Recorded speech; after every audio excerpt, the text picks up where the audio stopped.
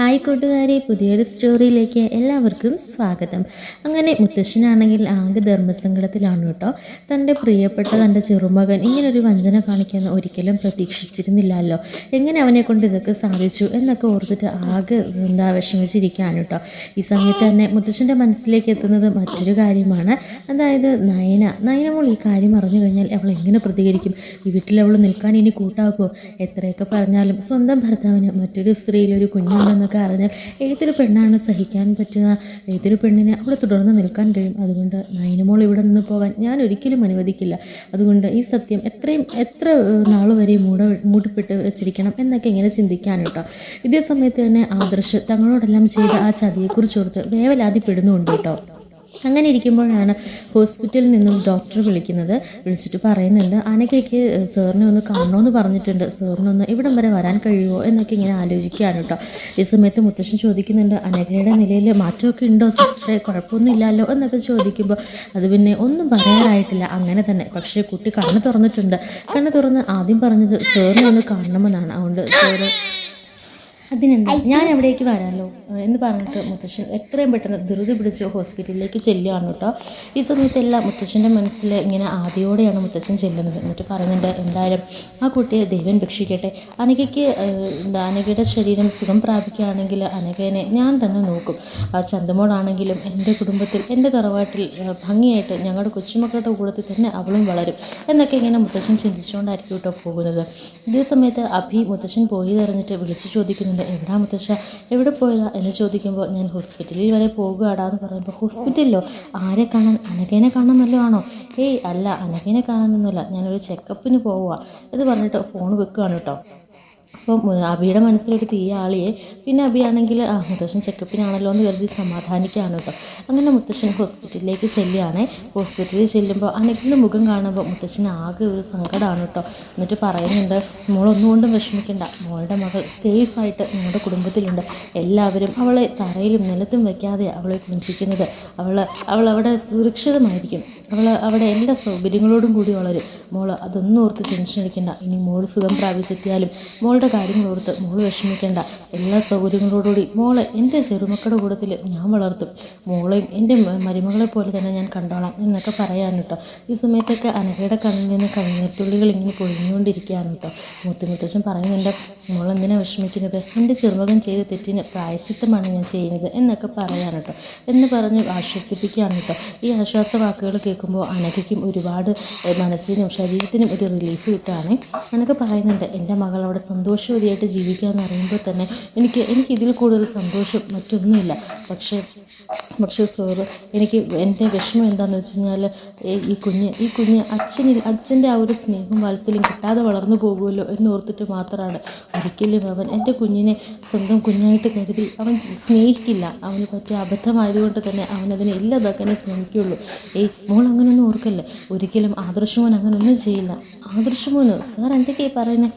അതെ, ആദർശിൻ്റെ കുട്ടിയല്ലേ ചന്തുമോൾ? അല്ല സാർ, സാറിൻ്റെ ചെറുമകനാണെന്ന് പറഞ്ഞു, പക്ഷേ ഏതാണെന്ന് ഞാൻ പറഞ്ഞില്ലല്ലോ. അങ്ങനെ സാർ തെറ്റിദ്ധരിച്ചതാണ്. ഒരിക്കലും ആദർശല്ല. ആദർശിനെ പോലൊരു വ്യക്തി എന്നോട് അങ്ങനെ ചെയ്യുമെന്ന് സാറിന് തോന്നുന്നുണ്ടോ?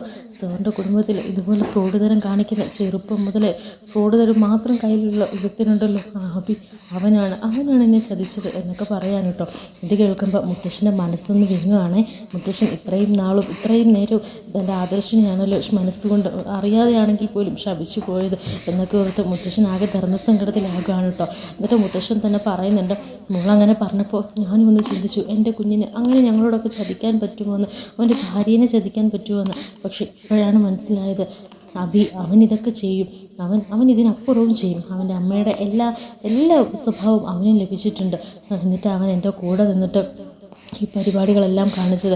അപ്പോൾ അവനാണ് ചതിയൻ, അവനാണ് മറന്നു നിന്ന് എല്ലാം ചെയ്തുകൊണ്ടിരിക്കുന്നത്. അപ്പോൾ അനഘ പറയുന്നുണ്ട്, ഇപ്പം തന്നെ ഞാൻ ജീവനോടുണ്ടെന്ന് അറിഞ്ഞാൽ അഭി എന്നെ വെച്ചേക്കില്ല. സാറിനറിയാമോ, എന്നെ ഈ അപകടത്തിലാക്കിയത് പോലും അഭി തന്നെയാണ് എന്നൊക്കെ പറയാൻ കേട്ടോ. ഇതെല്ലാം കേട്ട് വിറങ്ങലിച്ച മനസ്സുമായിട്ട് നിൽക്കുകയാണ് കേട്ടോ നമ്മുടെ മുത്തശ്ശൻ. എന്നിട്ട് പറയുന്നുണ്ട്, ചന്തുമോള് അവിടെ എല്ലാവരുടെയും വാത്സല്യമേറ്റ് ജീവിക്കുകയാണെങ്കിലും അവളുടെ ആയുസ്സിന് അധികം ആയുസ്സില്ല. സാറിന് അറിയാമോ, അവൾ അഭിയുടെ കുഞ്ഞാന്ന് അറിഞ്ഞ ആ നിമിഷം തന്നെ അഭി അതിനെ തീർക്കേണ്ടതായിരുന്നു. പക്ഷേ എന്തൊക്കെയോ ദൈവഭാഗ്യം കൊണ്ട് മാത്രമാണ് ഇനിയും അതിനുള്ള അവസരങ്ങൾ അവിടെ ഉണ്ട്. അല്ലെങ്കിൽ മറ്റെന്തോ അവസരത്തിന് വേണ്ടിയിട്ട് അഭി അങ്ങനെ കാത്തു നിൽക്കുകയാണ് എന്നൊക്കെ പറയാൻ കേട്ടോ. ഈ സമയത്ത് മുത്തശ്ശൻ പറയുന്നുണ്ട്, അതെ, അത് ഈ കുറ്റം ആദർശിൻ്റെ മേലിൽ തലയിൽ ചുമത്തിയിട്ട് അവൻ ഇവിടെ സന്തോഷിക്കുകയാണ്. അപ്പോൾ അവൻ്റെ മനസ്സിൽ അതാണ്, ആദർശിനെ എല്ലാവരുടെ മുൻപിൽ തെറ്റുകാരനായി ചിത്രീകരിച്ചിട്ട് അവന് അവിടെ നല്ല പിള്ളയായിട്ട് അവൻ എല്ലാ സ്വത്തുക്കളുടെ ഉടമയായിട്ട് അവന് ജീവിക്കണം. അതിന് വേണ്ടിയിട്ടാണ്.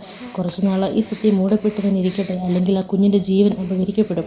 മോളെ ഒന്നുകൊണ്ട് വിഷമിക്കേണ്ട, മോളെ ഞാൻ സുരക്ഷിതമായിട്ട് തന്നെ നോക്കിക്കോളാം, അഭിക്കുള്ളത് ഞാൻ കൊടുത്തോളാം എന്നൊക്കെ പറയാൻ കേട്ടോ. ഞാനൊക്കെ പറയുന്നുണ്ട്.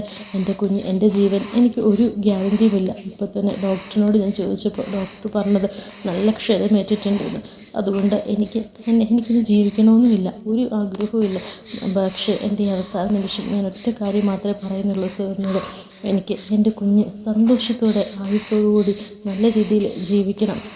അഭി എന്ന അച്ഛൻ്റെ ഐഡൻറ്റിറ്റി ഇല്ലെങ്കിലും അവൻ നല്ലപോലെ അവൾ ജീവിക്കണം, അത് മാത്രമേ ഉള്ളൂ. എനിക്ക് എൻ്റെ കുഞ്ഞിനെ നോക്കി കൊതി തീർന്നിട്ടില്ല. കുഞ്ഞിൻ്റെ അച്ഛനെ കാണിച്ചു കൊടുക്കാൻ വേണ്ടിയിട്ടാണ് ഞാനിവിടെ എത്തിയത്. പക്ഷേ എനിക്കൊന്നിനും അവളുടെ കൂടെ നിൽക്കാൻ കഴിഞ്ഞില്ല, എല്ലാം വിധി. അതുകൊണ്ട് സാറിൻ്റെ കുഞ്ഞിനെ പൊന്നുപോലെ നോക്കണം, എനിക്ക് വാക്ക് തരണം എന്നൊക്കെ പറയാൻ കേട്ടോ.